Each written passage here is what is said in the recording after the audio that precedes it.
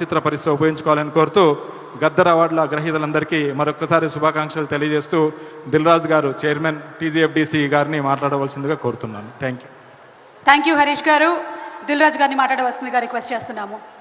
అందరికీ నమస్కారం. Telangana Gaddar film awards ఈరోజు హైదరాబాద్లో ఇంత అంగరంగ వైభవంగా జరుపుకోవడానికి కారణమైన ముఖ్యమంత్రి రేవంత్ రెడ్డి గారికి, అలాగే డిప్యూటీ సీఎం బట్టి విక్రమార్క గారికి, సినిమాటోగ్రఫీ మినిస్టర్ కోమటిరెడ్డి వెంకటరెడ్డి గారికి అందరికీ ధన్యవాదాలు. అలాగే ఈరోజు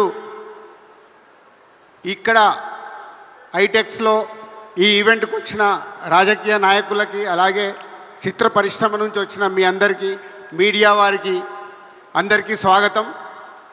14 సంవత్సరాల తర్వాత ఈరోజు తెలుగు సినిమాకి అవార్డ్స్ ఇచ్చుకోవడం అనేది 2024లో సెలెక్ట్ అయిన అన్ని సినిమాలకి, అలాగే 2014న తెలంగాణ ఆవిర్భవించినప్పటి నుంచి జూన్ 2 నుంచి 2023 వరకు ఏవైతే ప్రతి సంవత్సరానికి best film, second best film, third best film jury వారు సెలెక్ట్ చేశారో మురళీమోహన్ గారి ఆధ్వర్యంలో ఆ 10 సంవత్సరాల సినిమాలకి అన్నిటికీ ఈరోజు ఇక్కడ అవార్డ్స్ ఇచ్చుకోవడం జరుగుతుంది.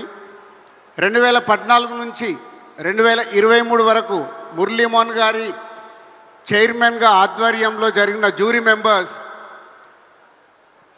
బెస్ట్ ఫిలిం సెలెక్ట్ చేయడానికి వాళ్ళు తీసుకున్న అన్ని రకాలుగా అన్ని సినిమాల్ని చూస్తూ సెలెక్ట్ చేస్తూ, సో నేషనల్ అవార్డ్స్ పొందిన సినిమాలు, అలాగే రివ్యూస్ వచ్చిన సినిమాలు, అలాగే కమర్షియల్గా బాగా ఆడిన సినిమాల్ని ప్రతి సంవత్సరానికి 3 సినిమాలుగా సెలెక్ట్ చేశారు.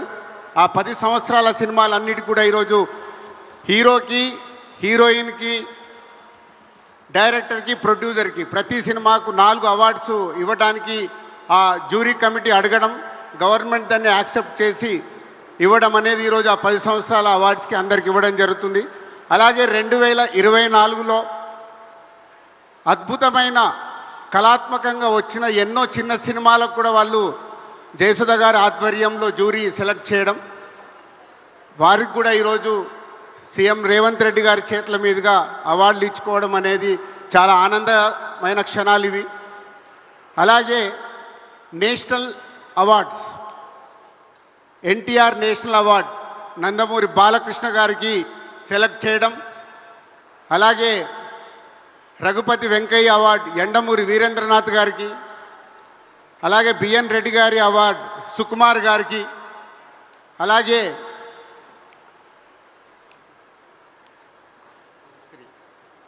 బుక్స్ అవార్డ్స్ ఉన్నాయి. బుక్స్ అవార్డ్స్ కానీ అన్నీ ఇప్పుడు 1 by 1గా ఇవ్వడం జరుగుతుంది.